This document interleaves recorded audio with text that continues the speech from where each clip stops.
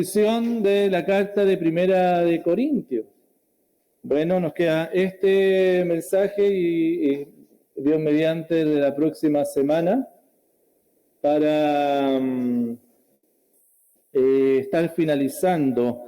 Esta exposición dominical es la número 52 de la carta de Primera de Corintios y vamos a estar allí en el capítulo 16 entre los versículos 21 al 24. Bueno, entre los versículos 21 al 24. Y le invito a que podamos juntos leerlo. 1 Corintios 16, 21 al 24. Leemos todos juntos, ¿pueden ser, hermanos? Leímos delante para el tiempo de oración, leímos el tiempo de alabanza y seguimos leyendo la palabra del Señor ahora en el tiempo de exposición bíblica. Leemos juntos en el nombre del Señor, dice así: Yo, Pablo, escribo esta salutación.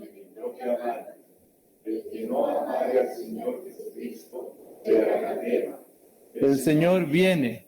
La gracia del Señor Jesucristo esté con vosotros. Mi amor en Cristo Jesús esté con todos vosotros. Amén. Oramos al Señor. Padre, gracias por la posibilidad que tú nos das de ser expuestos a tu palabra. Rogamos, Señor, que tu Espíritu Santo hable a nuestras vidas. Y Padre, que podamos ser preparados para, de manera reverente, Señor, recibir tu palabra y responder para la gloria tuya. Te bendecimos y te adoramos en los méritos poderosos de Jesús. Amén. Amén.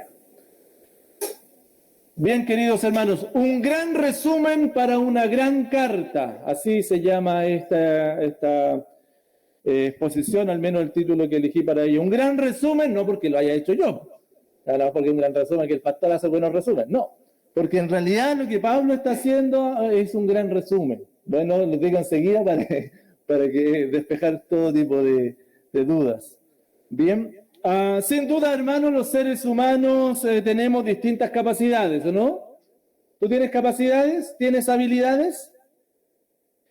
Algunas como que venimos desde chicos con ellas. Sí, yo tengo esta habilidad que otros no tienen. No sé, unos dudan la oreja, cosas así, como cosas raras, ¿cierto? Una habilidad que tienen. Y otros las hemos ido desarrollando, otras habilidades y capacidades las hemos ido desarrollando con el tiempo. Y ¿saben qué? Yo me admiro mucho de aquellas personas, y las admiro, que tienen la capacidad notable o la capacidad de síntesis, de en pocas palabras resumir una gran idea. ¿Conocen personas así? Que a través de pocas palabras pueden resumir una gran idea. Sin embargo, hermanos, hay otras personas que la síntesis no es lo nuestro. No es lo nuestro, ¿verdad? Y para explicar algo no lo resumimos, sino que por el contrario comenzamos a adornarlo y adornarlo y adornarlo, y en realidad era mucho más simple. Porque, hermano, definitivamente hacer resúmenes es todo un talento. Es todo un talento. Bueno, hermanos, precisamente el apóstol Pablo ahora se está despidiendo de la iglesia de Corintios a través de la carta que él ha escrito. Y el apóstol Pablo lo que va a hacer, va a resumir la idea general y el propósito de esta carta, que no era otro, hermano, que corregir a esta iglesia, llevándolos como siempre al Evangelio. Los va a llevar nuevamente, como siempre, al Evangelio de Cristo. Y este resumen es una manera magistral de cómo un hombre inspirado por Dios podía escribir y comunicar. Hermanos, el día de hoy, finalizando esta carta, el Señor sigue hablando a nuestras vidas, haciéndonos notar nuevamente lo que realmente está en su corazón para ti y para mí. ¿No es un privilegio? ¿No es un privilegio que Dios, el Dios creador del universo, sustentador de todo, que no nos ha pagado conforme a nuestros pecados, ¿cierto? Pudiéndolo haber hecho, más encima se toma el tiempo para venir y hablarte a tu vida, hablarte a tu corazón. Te invito entonces, hermano, que te puedas concentrar y de manera reverente comiences a hacerle sentido a lo que el texto te está diciendo, es la palabra del Señor. Un gran resumen para una gran carta. Lo vamos a estar con la ayuda del Señor el día de hoy. ¿Y este es el tema central? Bueno, para aquellos que, como siempre les digo, tienen buena costumbre de estar escribiendo. Es una buena forma de aprender también. Los creyentes en todo momento nos recordamos unos a otros cuál es el blanco de nuestra vida y cómo lograrlo. Los creyentes, tú y yo, los que hemos abrazado por la fe el Evangelio, no dejamos escapar oportunidad. Y siempre, en todo momento nos estamos recordando, para allá va nuestra vida, para allá va tu vida. Este es el blanco y esta es la forma de lograrlo. Un gran resumen para una gran carta. Y lo primero que nos recordamos siempre y constantemente, hermanos, es que amar a Jesús es el objetivo. Amar a Jesús es el objetivo.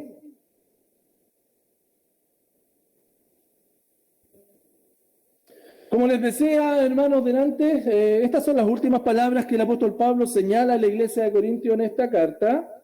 Y al cerrarla, ya lo vimos la vez anterior, había hablado acerca de la importancia del compañerismo cristiano. ¿Te acuerdas? La posición anterior, el compañerismo cristiano. Pablo le había dicho, lo vimos eso entre los versículos 15 y 20 del capítulo 16, el compañerismo cristiano. Y habíamos visto que los creyentes siempre debemos ver el compañerismo cristiano, el estar unos con otros como la oportunidad que Dios nos da para discipularnos unos a otros. ¿Te acuerdas que vimos eso? Porque nos asistimos con la palabra, porque nos aliviamos emocionalmente entre hermanos. ¿Te acuerdas que vimos eso? Y que además nos entregamos pertenencia familiar unos a otros. Bueno, y ahora, finalizando en los últimos versículos, mira lo que dice el apóstol Pablo ahí, cómo viene esto, y nos entrega un breve resumen, y le entrega a la iglesia de Corinto en realidad un breve resumen, dándole las razones y recordándoles por qué él les había escrito. ¿Por qué él les había escrito? Y mira por favor, versículo 21. Yo, Pablo, os he escrito esta salutación de mi propia mano. Esta salutación, ¿cierto? Este saludo final. Y al terminar el apóstol Pablo se asegura que los corintios no tuvieran duda de que él había sido partícipe de la construcción de esta carta. Y en este saludo final, la última parte, le dicen, yo se la escribí.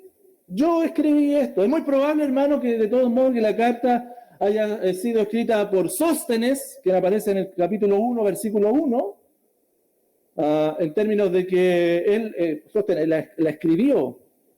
Sin embargo, Pablo era el que estaba allí dictando, por supuesto, para que él... Pero en esta última parte, Pablo la escribió con su propia mano. ¿Por qué? Por asuntos de autenticación. Bueno, era muy importante esto, porque no eran las únicas cartas que en el primer siglo andaban dando vueltas. Pues. De repente la iglesia recibía un manuscrito, un papiro así, ¿y este de quién es? ¿Tenemos que confiar? ¿No tenemos que confiar? Por lo tanto, era importante que los hermanos tuviesen la certeza de que el autor de la carta era el apóstol Pablo, porque si no podía llevarlos a confusiones, a enseñanzas erróneas que venían de fuentes distintas. Pablo, por ejemplo, a los de Tesalónica le había dicho lo siguiente, y esto era una práctica en 2 Tesalonicenses 2:2, que fue de las primeras cartas que hubo, ¿cierto? Y le dijo, no os dejéis mover fácilmente de vuestro modo de pensar, ni os conturbéis ni por espíritu, ni por palabra, ni por carta, como si fuera nuestra. en el día del Señor, en el sentido de que el día del Señor está cerca. ¿Se acuerdan que ese era el tema con los de Tesalónica? Y Pablo dice, no, realmente van a recibir, no se confundan, van a recibir alguna carta y no la tomen como que todas son nuestras. Y Pablo se asegura acá, diciéndole, yo escribí esto.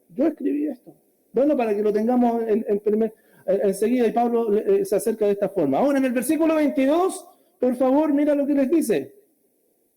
El que no amare al Señor Jesucristo, sea anatema.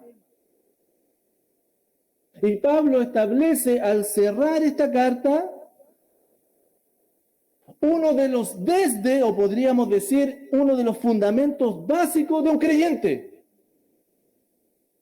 Su amor por el Señor Jesucristo. Su amor por el Señor Jesucristo. Por tanto, es evidente que si alguien no ama al Señor, no es de Él y está maldito. Es anatema. Si alguien no ama al Señor Jesucristo, si alguien no es de Él, entonces está maldito. Cuando dice el que no amare al Señor Jesucristo y viene y habla acerca del amor del Señor Jesucristo, ¿qué significa para ti amar a Jesús? ¿Qué es amar a Jesús?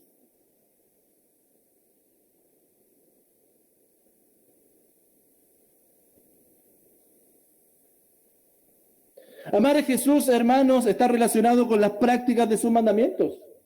Eso es amar al Señor Jesús. El que no lo hace, el que no practica los mandamientos que el Señor, porque es el Señor, ha dado, entonces no es de Él.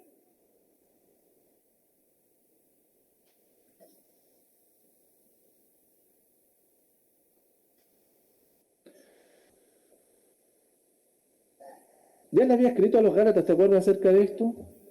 Mira, le dices, más si aún nosotros o un ángel del cielo os anunciare un evangelio diferente del que hemos escrito o que hemos anunciado, sea anatema, sea maldito. Si alguien va y enseña otra cosa distinta a la que el Señor Jesucristo, al evangelio, lo que Él ha enseñado, sea maldito.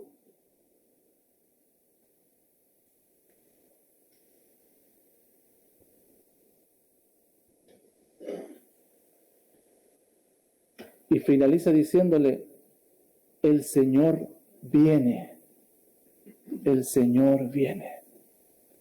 El que no amare, el que no ama al Señor Jesucristo es un maldito. El que no obedece al Señor Jesucristo y sus mandamientos es un maldito. El Señor viene. El Señor viene.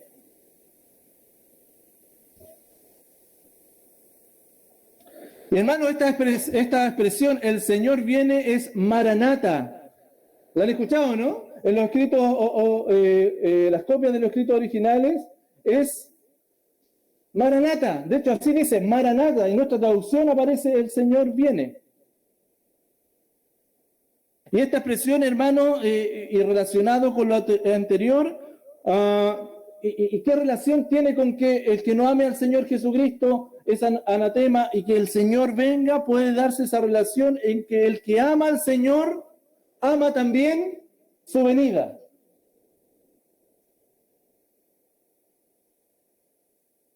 El que ama al Señor ama también su venida. Y amar su venida es esperarla viviendo para Él según Él nos enseña. Mira lo que dice 2 de Timoteo 4:8, por favor. 2 de Timoteo 4:8. Por lo demás, me está guardada la corona de justicia, la cual me dará el Señor juez. ¿Se acuerda el apóstol Pablo hablando al final de sus días? El Señor me va a dar una corona de justicia. El Señor, porque Él es el juez justo, me la va a dar en aquel día, cuando Él venga. ¿Y me la va a dar solo a mí? No, y no solo a mí, sino también a todos los que aman su venida. a todos los que aman su venida. Por el contrario, hermano, el que no ama al Señor, además de ser un maldito, Pablo le está recordando que Cristo viene a juzgarle. Cristo viene a juzgarle. Pero Pablo le está diciendo, recuerda que aún hay gracia. Aún hay gracia. Mira, cuando Pablo en este versículo mezcla el amor al Señor, lo mezcla con la venida del Señor,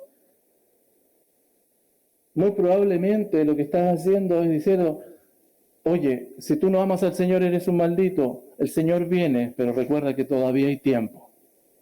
Le está recordando a esta iglesia diciendo, todavía hay tiempo para arrepentirse. Es una muestra de la gracia del Señor. Es un pasaje donde Pablo está resumiendo todo para recordar el Evangelio a aquellos que no han creído, a aquellos que estaban en medio de esta iglesia y que todavía no eran del Señor. Recuerda que si no amas al Señor Jesucristo, estás bajo maldición. Recuerda que el juicio se acerca.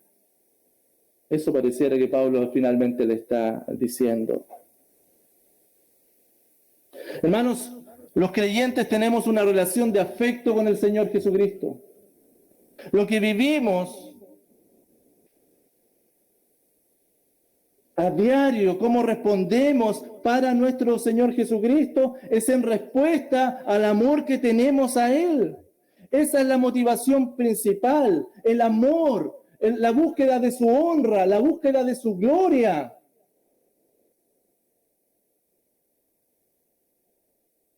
Jesucristo constantemente te invita a mí, nos invita a todos nosotros a la iglesia, que nos relacionemos con Él en base al amor.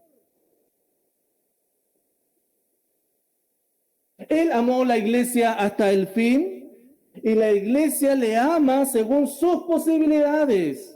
Y las posibilidades que la iglesia tiene para amar al Señor, por supuesto que son distintas a como Él nos ama a nosotros. Él nos ama con un amor eterno, Él nos ama hasta el fin, Él busca nuestro bienestar porque es un Dios infinitamente bondadoso, infinitamente misericordioso, infinitamente amoroso. Pero nosotros, ¿cómo respondemos en amor a Él? Como les dije antes, si me amáis, guarda mis mandamientos. Si me amas, guarda mis mandamientos. Entonces, el que ama a Jesús le obedece porque es su Señor. Hermanos, aquí no hay mucho más que hacer. Nuestra relación con Jesús, tu relación con Jesús se basa en el amor que le tienes a Él. ¿Y cómo demuestras ese amor? No diciendo, no pensando que le amas, sino obedeciéndole. Obedeciendo lo que Él ha dicho. Por el contrario, el que no ama a Jesús está bajo maldición. Y hermano, maldición, porque no ama al Creador del universo. Y eso ya solo es causa del juicio del Creador para él. Más aún cuando el Evangelio ha sido entregado, cuando el Evangelio no ha sido obedecido, sin embargo, Maranata, el Señor viene, recuérdalo. Y el juicio viene sobre aquellos que están bajo maldición. En ese contexto, te quiero hacer la pregunta, hermano, ¿tú estás bajo bendición o bajo maldición? Tu vida hoy, ¿tú estás bajo bendición o estás bajo maldición? ¿Qué hace la diferencia? Amar a Jesús. Amar a Jesús.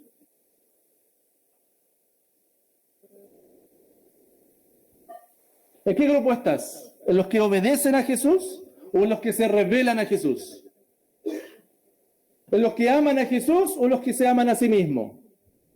No hay términos medios, hermanos. No. Aunque tú creas que sí, no los hay.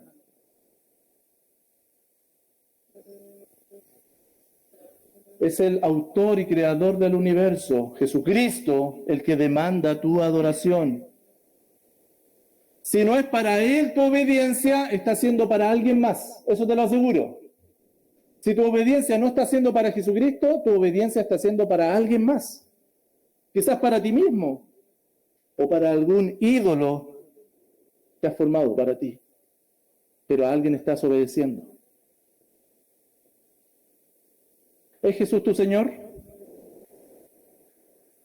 ¿Es Jesús tu Señor?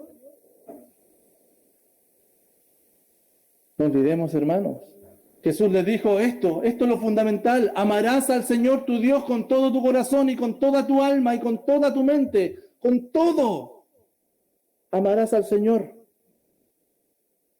Este es el primero y grande mandamiento. Si no estás amando al Señor Jesucristo, estás bajo maldición. Y recuerda, Maranata, Él ya viene. Él ya viene.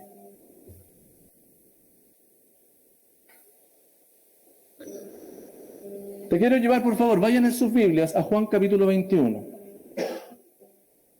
Quiero ilustrar esto con Juan capítulo 21, por favor.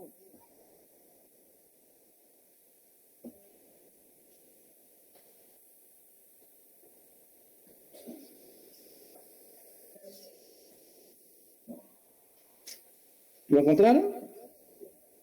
Yo no. Espérate.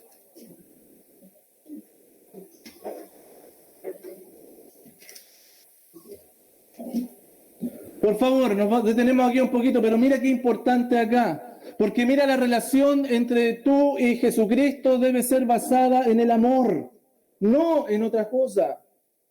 No en lo que tú pienses, no en lo que tú sientes.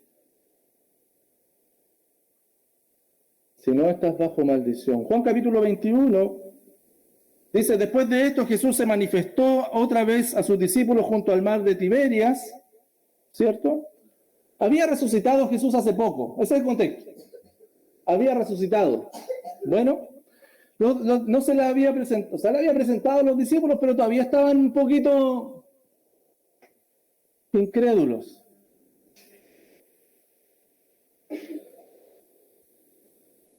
Y se manifestó de esta manera. Estaban, mira, versículo 2, estaban juntos Simón, Pedro, Tomás, llamado el Dídimo, Natanael, el de Caná de Galilea, los hijos de Zebedeo y otros 2 de sus discípulos.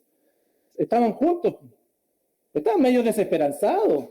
¿Qué podían hacer? Pero si ya habían estado 3 años formando un equipo y de repente el maestro ya no estaba, andaban unos por un lado y mira, este es el grupito que estaban. Este es el grupito. Simón Pedro les dijo, ¿qué les dijo a ellos? Versículo 3.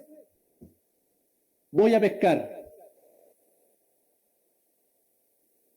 ¿Te parece lógico que Pedro diga voy a pescar? Claro, es un pescador, ¿no?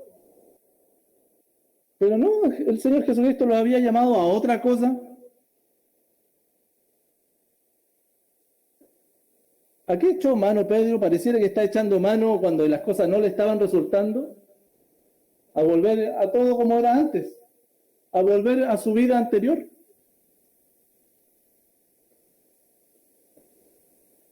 Además que Pedro había pasado algo con Pedro y Jesús. ¿Te acuerdas o no? ¿Qué había sucedido? Le había negado.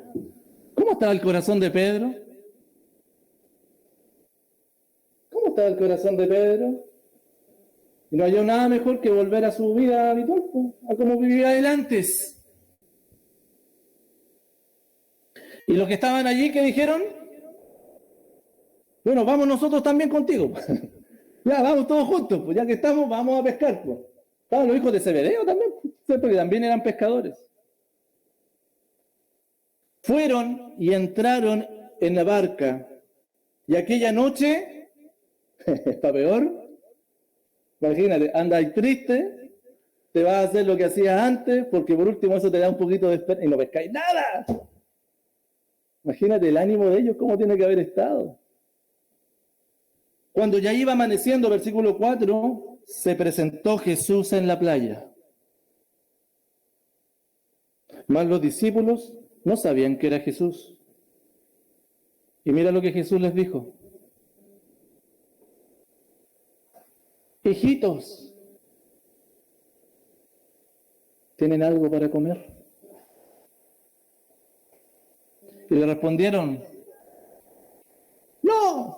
no tenemos nada, porque no habían pescado nada. Como que le refregó más encima el tema, no pescamos nada. Y él les dijo, echad la red a la derecha de la barca y hallaréis. Entonces la echaron a la derecha y no la podían sacar. ¿Por qué? Por la gran cantidad de peces. Entonces aquel discípulo a quien Jesús amaba, Juan, le dijo a Pedro, yo me imagino así como, Pedro, es el Señor.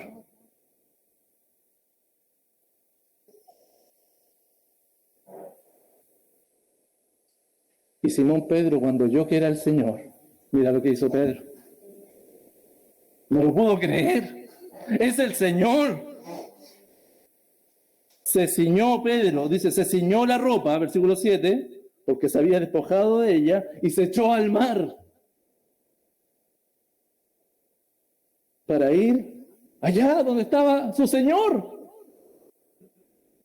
Entonces, y los otros discípulos, versículo 8, vinieron con la barca, arrastrando la red de peces, pero no distaban de tierra sino como a 200 codos.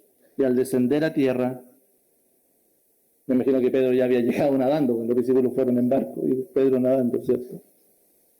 Y cuando llegaron a la tierra, ¿qué sucedió? ¿Qué sucedía allí? Vieron brasas puestas y un pez encima de ellas y pan. Y Jesús les dijo, traigan los peces que acaban de pescar. ¿Qué estaba haciendo Jesús? ¿Qué estaba haciendo Jesús? Jesús, al que ellos habían traicionado, al que ellos habían dejado de lado, volviendo a su antigua vida. Y Jesús va a ellos y los está esperando con un desayunito. Venga. ¿Tienen frío? ¿Tienen hambre? Venga. Ese es tu Señor. Se dio su vida por ti.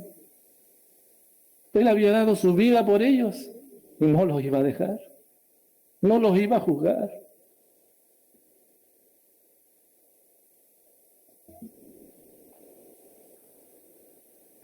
Versículo 11, subió Simón Pedro y sacó la red a tierra llena de grandes peces. Mira el detalle ahí. 153. Y aún siendo tantos, la red no se rompió. Y Jesús les dijo, vengan, coman. ¿Qué pasó con los discípulos? Mira lo que dice después. ¿Cómo reaccionaron los discípulos? Mira lo que dice, ninguno de los discípulos se atrevía a preguntarle, no se atrevían a hablarle. ¿Por qué no se atrevían a hablarle? ¿Por qué crees tú que en ese momento ellos no se atrevían a hablarle a Jesús? ¿Qué estaban sintiendo? Quizás vergüenza, quizás estaban descolocados, quizás se sentían culpables.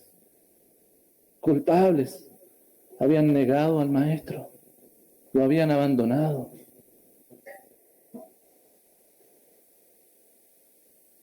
Ninguno se atrevía a preguntarle, ¿tú quién eres? Sabiendo que era el Señor.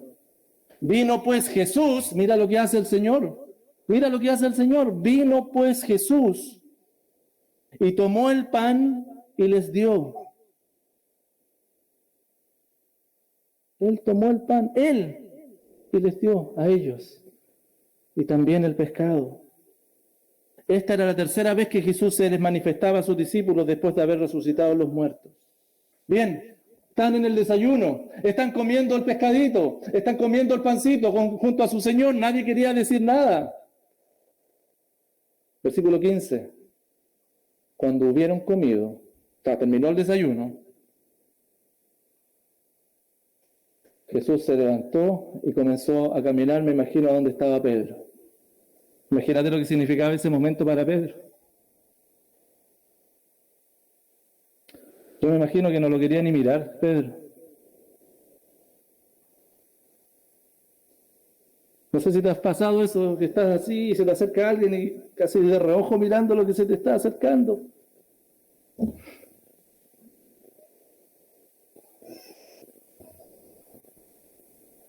Y Jesús se acerca a él y le pregunta: Simón Pedro, Simón, hijo de Jonás, ¿me amas más que esto? ¿Me amas más que esto?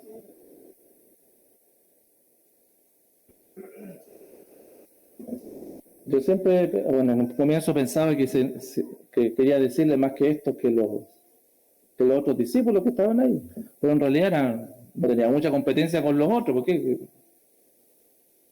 eran casi iguales. Pero yo creo que se refería más allá. ¿Me aman más que esto, que las redes? ¿Me aman más que la pesca? ¿Me aman más que tu vida?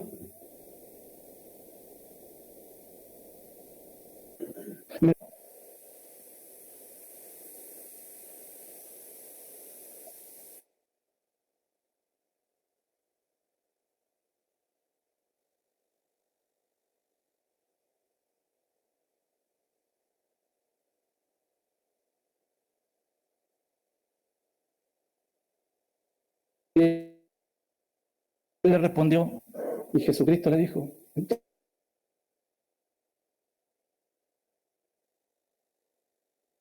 entonces, amor con los suyos.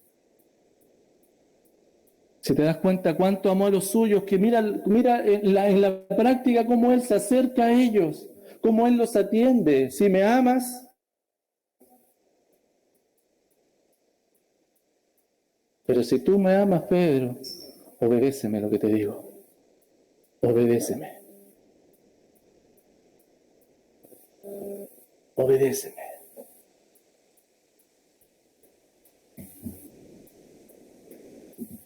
Queridos hermanos, no olvides que lo que marca tu vida presente y lo que marca tu eternidad es dónde y en quién tienes puestos tus afectos. ¿A dónde están tus afectos? ¿A quién amas más? ¿Amas a Jesús más que esto? ¿Más que tu vida? ¿Más a lo que te dedicas? ¿Más lo que quieres lograr? ¿Más lo que quieres, esa bendición que estás esperando? Ese anhelo que tienes en tu corazón. ¿Amas más a Jesús que eso? Si lo amas, comienza a obedecerle. Obedécele. Hermanos, los creyentes en todo momento nos recordamos unos a otros cuál es el blanco de nuestra vida y cómo lograrlo. Y lo primero que nos recordamos es que amar a Jesús es el objetivo. Amar a Jesús es el objetivo. Pero además de eso, ¿sabe qué nos recordamos además? Que su gracia es el medio para amarlo. Su gracia es el medio para amarlo. Versículo 23.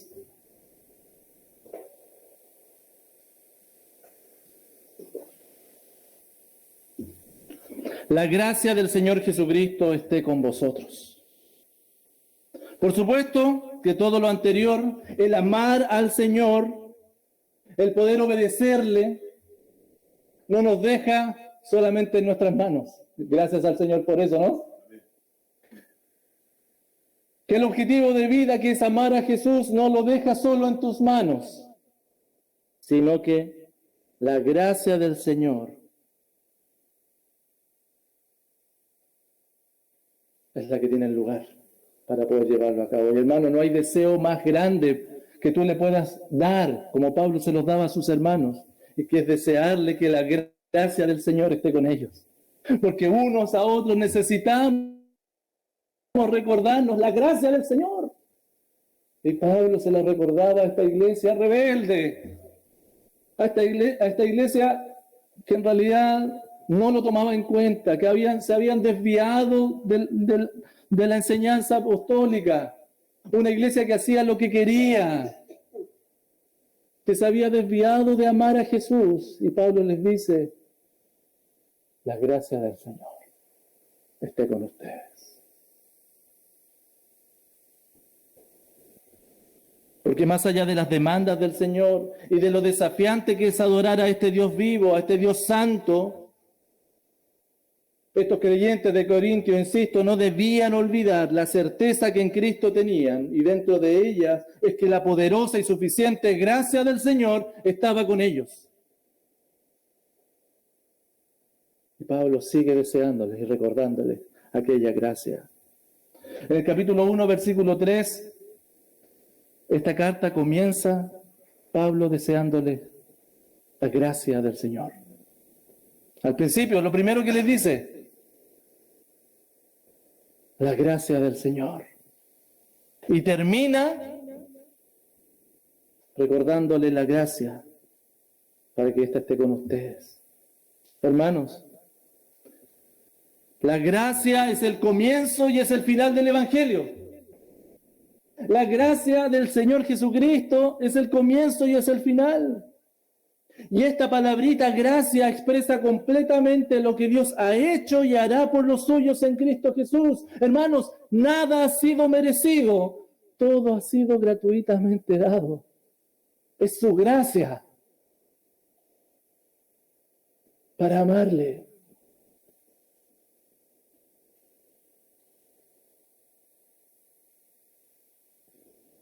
Hermanos, iglesia, escúchame, la relación que Jesucristo demanda de nosotros es de obediencia, es de amor. Eso es lo que demanda de nosotros, amémosle a Él. Eso demanda obediencia hacia Él, pero ¿sabes qué? La relación que Jesucristo ofrece para ti es de gracia infinita. Es de gracia infinita. Nosotros le serviremos, nosotros le amaremos, nosotros le adoraremos y Él nos ofrece gracia para poder hacerlo. ¿Me explico, hermanos? Gracia.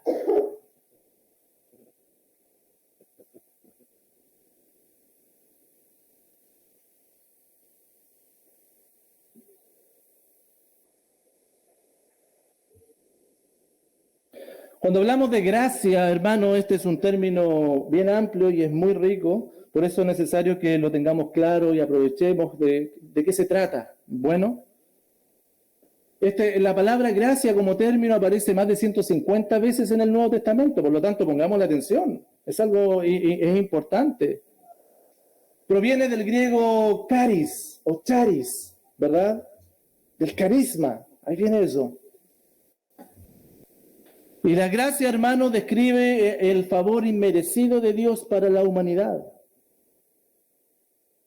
La gracia podríamos llamarlo que es aquel poder transformador del Señor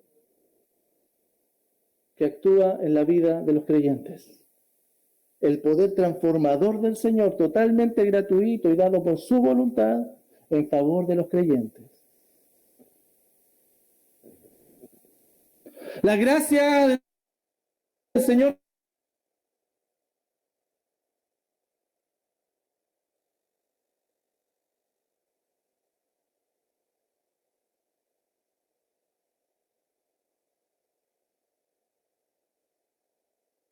empezó en el momento de la salvación, pero también continúa extendida hasta el momento de nuestra glorificación. La vida nuestra es una vida en donde la gracia del Señor está allí presente. Algunas características de la gracia del Señor. Todos los creyentes hemos recibido la gracia. Tú eres hijo de Dios, tú eres hija de Dios, has recibido la gracia del Señor. Primera de Juan 1:16 nos dice lo siguiente, mira, porque de su plenitud tomamos todos, de su plenitud tomamos todo, y gracia sobre gracia. Todos, tú y yo hemos recibido la gracia del Señor. No es algo que esté ajeno a ti o que esté ajeno a mí.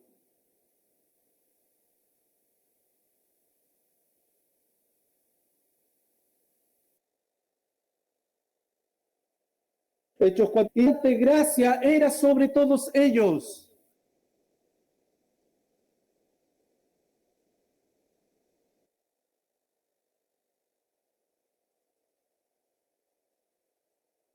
Desde el comienzo, dice allá en el capítulo 5, versículo 2 de Romanos, dice, por quien tenemos entrada por la fe a esta gracia en la cual estamos firmes. Además, de todos tener la gracia del Señor, que sea parte de la vida de todos, estamos firmes en esa gracia.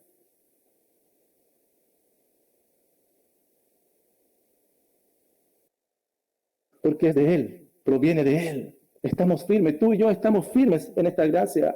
Y sabes que algo que me encanta, mira lo que dice Santiago 4:6 respecto a la gracia del Señor y al pecado. Pero Él da mayor gracia. Por esto dice, Dios resiste a los soberbios y da gracia a los humildes. ¿Para qué? Para combatir contra el pecado. Su gracia es mayor, cantamos siempre, ¿verdad? Él da mayor gracia y da gracia a los humildes, que se reconocen insuficientes y recurren a la gracia del Señor. Romanos 5:20 y 6:14, mira lo que nos dice respecto a la gracia del Señor. Mira cómo está la gracia del Señor en nuestras vidas. Pero la ley se introdujo para que el pecado abundase. Mas cuando el pecado abundó, tu gracia es mayor. Tu gracia es mayor. Porque el pecado no se enseñoreará de vosotros, pues no estáis bajo la ley, sino bajo la gracia. ¿No es maravilloso entonces, hermanos? ¿No es maravilloso? Una gracia, además, hermano, que además de estar en nosotros, además de ser una gracia que actúa para poder resistir el pecado y confrontar el pecado, es una gracia que nos capacita para poder servir a otros y obedecer al Señor. ¿No era eso el todo? ¿No eso es lo que Jesucristo estaba pidiendo? ¿Obediencia? Bueno, la gracia del Señor nos capacita. 1 Pedro 4 dice, cada uno según el don que ha recibido, ministrelo a otro, o sea, sirva. ¿Usted ha recibido un don? Sirva.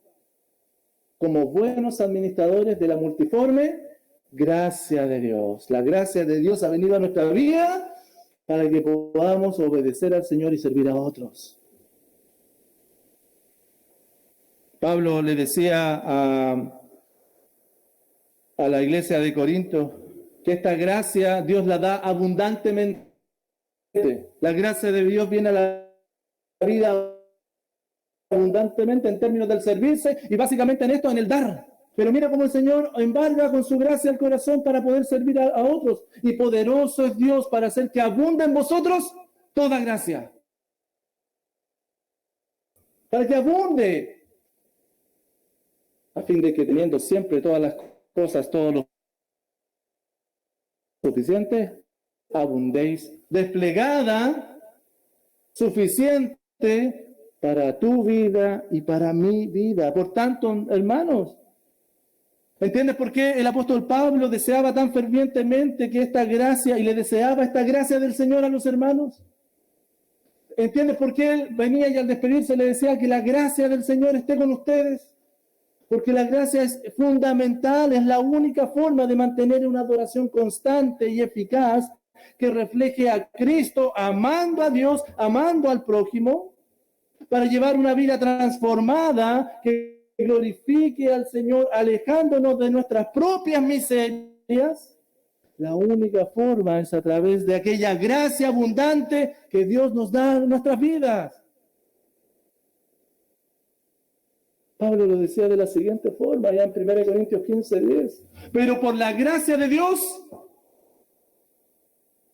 soy lo que soy. Y su gracia no ha sido en vano para conmigo. Sí, he servido al Señor más que todos ellos, decía Pablo, pero no es mérito mío, sino la gracia de Dios conmigo. Desafiante es amar a Jesús, ¿no? Es desafiante obedecer al Señor Jesucristo. Pero hermano, ¿no es una gran noticia? ¿No es una buena noticia que la gracia del Señor está a tu favor? ¿Que la gracia del Señor ha venido y en ella estás firme? ¿Cómo es tu relación con la gracia de Dios? ¿Qué significado tiene la gracia del Señor en tu vida?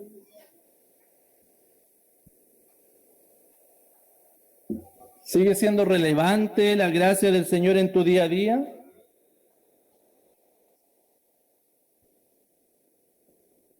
Lo contrario a la gracia es la autosuficiencia. Escúchame, lo contrario a la gracia es la autosuficiencia. Y muchas veces, hermanos, transitamos por la autosuficiencia, incluso sin darnos cuenta. Es un buen momento que medites en tus caminos. Si estás dependiendo de la gracia del Señor, de su suficiencia, o has estado dependiendo de tus propias fuerzas.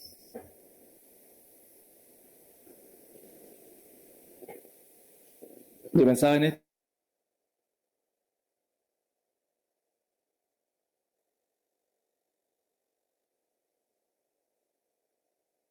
Y me ha hecho, ¿cierto? Y generalmente, ¿dónde encontramos aire? En la bencinera. Ahí hay aire que es gratis, que es gratuito, ¿cierto? Están allí para inflar los neumáticos. Hermano, despreciar la gracia del Señor y hacer todo por nuestras propias fuerzas es como tratar de inflar los neumáticos de nuestros autos con nuestras propias fuerzas. Cuando tienes al lado, gratuitamente, una máquina que va a ser eficaz para cumplir ese objetivo. Pero si tú buscas el neumático y empiezas... Discúlpame el ejemplo hasta ridículo que es, pero así de ridículo es también, hermano. Cuando la autosuficiencia toma nuestra vida. No sigas insistiendo solo. No sigas insistiendo sola. Pero, mira lo que dijo Pedro, capítulo 5, verso 10. El Dios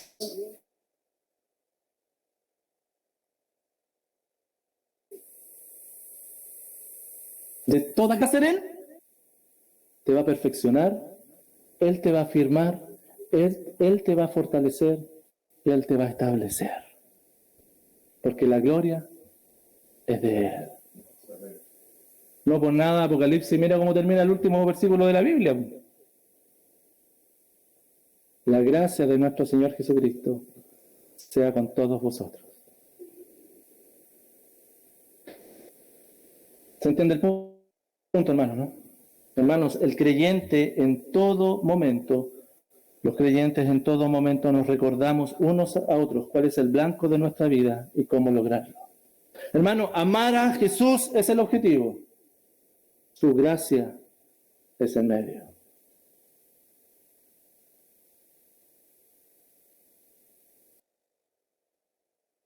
Y por último, la iglesia.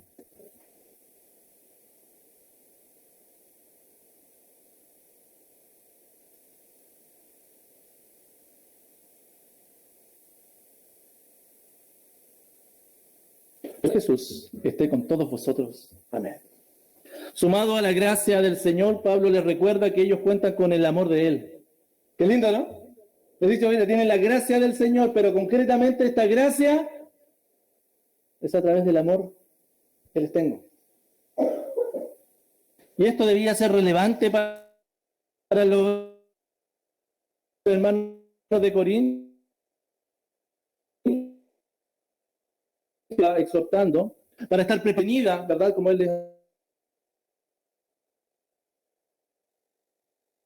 Ellos contaban con la ayuda de este hermano, con mi amor para ustedes también. Pablo les decía a ellos. Y esto espero, yo me imagino que no tiene que haber sido poco, insisto, para los hermanos de Corinto. Porque después de una carta completa de haber sido confrontados en todo momento, al haber sido exhortados, podían aún recordar que el favor de su buen Dios estaba presente para con ellos, a través de la gracia que en Cristo hallaban y a través del amor que en Cristo el apóstol le tenía. Cristo, Cristo, Cristo.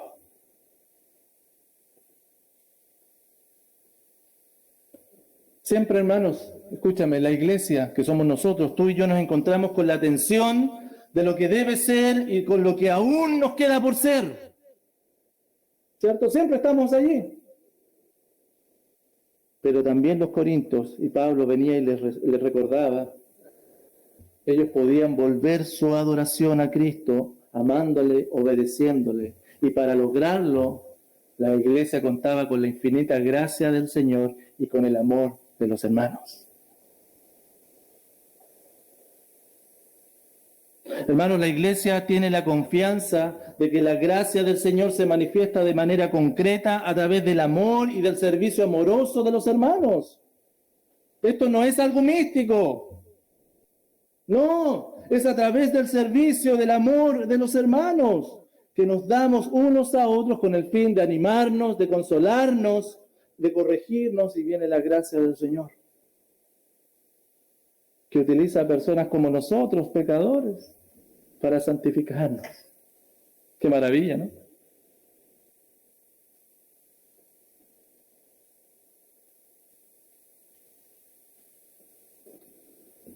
Pedro lo decía de la siguiente manera, acercándonos a Él, a Jesucristo,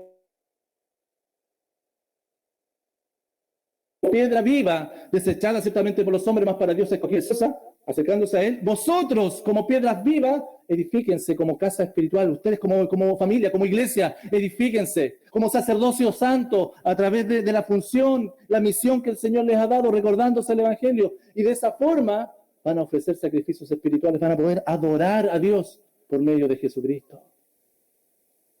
Pero Dios utiliza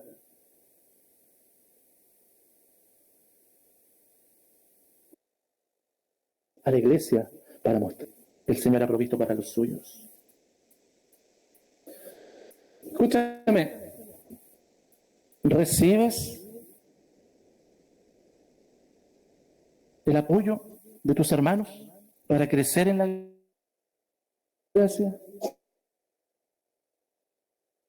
Tu hermano viene para apoyarte, ¿lo recibes? ¿O andas de manera solitaria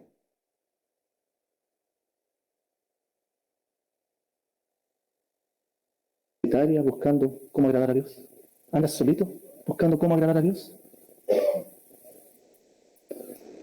Primera de Juan 2:10 nos dice lo siguiente: el que ama a su hermano permanece en la luz, y en él, ¿en quién no hay tropiezo?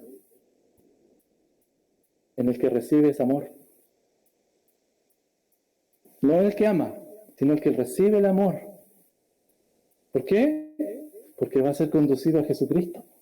Si tú amas a tu hermano, entonces él va a permanecer en la luz y no va a haber tropiezo en él.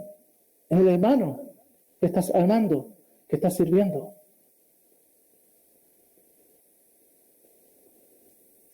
Santiago 5:19 y 20 dice: hermanos, si alguno de entre vosotros se ha extraviado de la verdad y alguno le hace volver, sepa que el que haga volver al pecador del error de su camino, salvará de muerte un alma y cubrirá las multitudes de pecados de ese que volvió.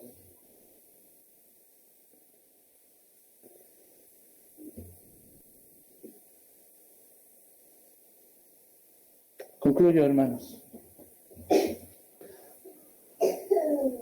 Eclesiastés 12:13 nos dice: el fin de todo, el discurso oído es este.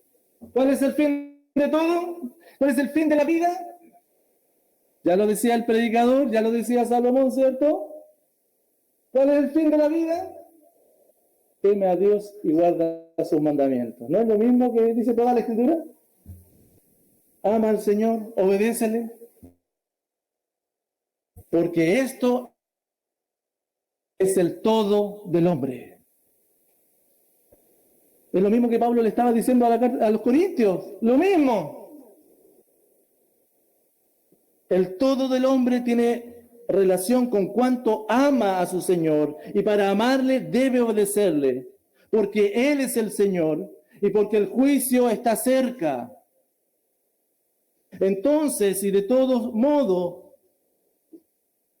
debemos estar constantemente examinando nuestra vida, cuánto de esto realmente está siendo una realidad en cada uno de nosotros. Y se identifica que te has apartado del amor de Cristo, que tú ya no estás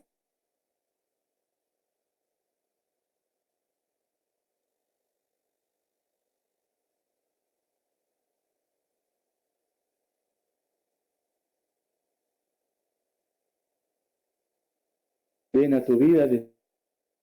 Recuerda, morí por ti. Cambia eso, arrepiéntate y confía en lo que yo puedo hacer por ti.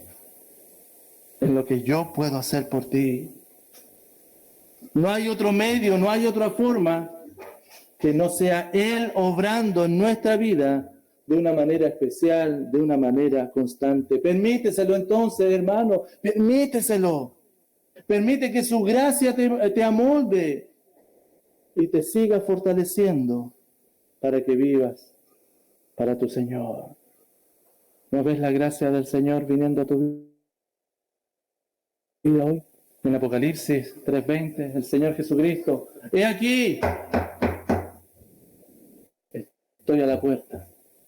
La gracia del Señor está a la puerta. Si alguno oye mi voz y abre la puerta, entraré a Él, cenaré con Él y Él conmigo. El Señor Jesucristo vuelve a tu vida el día de hoy, vuelve a mostrarte su amor para contigo. Él te ha puesto dentro de una familia para que te fortalezca. Ama al Señor por la gracia que Él te ha dado con la ayuda de los hermanos. Un gran resumen, al finalizar, que Pablo le entrega a los corintios. Ama al Señor por la gracia que en Cristo encuentras con la ayuda de los hermanos. No olvides, los creyentes en todo momento nos recordamos unos a otros cuál es el blanco de nuestra vida y cómo lograrlo. Amar a Jesús es el objetivo, su gracia es el medio y la iglesia es el apoyo. Oramos y damos gracias al Señor. Padre, gracias por la posibilidad y la oportunidad que tenemos de ser expuestos a tu palabra. Gracias porque tú hablas cariñosamente, vez tras vez, a nuestro corazón. Y vienes y nos estás esperando con un desayunito siempre, al igual que lo hiciste con los discípulos. Estás tocando a la puerta y llamando, como siempre, como lo hiciste con los discípulos. Y ahora con nosotros que somos tus discípulos, tu gracia infinita vuelva a venir a nuestra vida. Padre, que podamos responder a ella para gloria tuya. Que nuestra iglesia, Señor, yo oro por mis hermanos, por cada uno de ellos, que quizás han tenido luchas con la gracia tuya, Señor, que la han menospreciado, Señor, o que quizás no conocían lo importante que es el lugar que ésta tiene. Oh Padre, bendice la vida de mis hermanos. Y Padre, que puedan confiar plenamente en la obra tuya. En el nombre poderoso de Jesús. Amén. Queridos hermanos, para finalizar.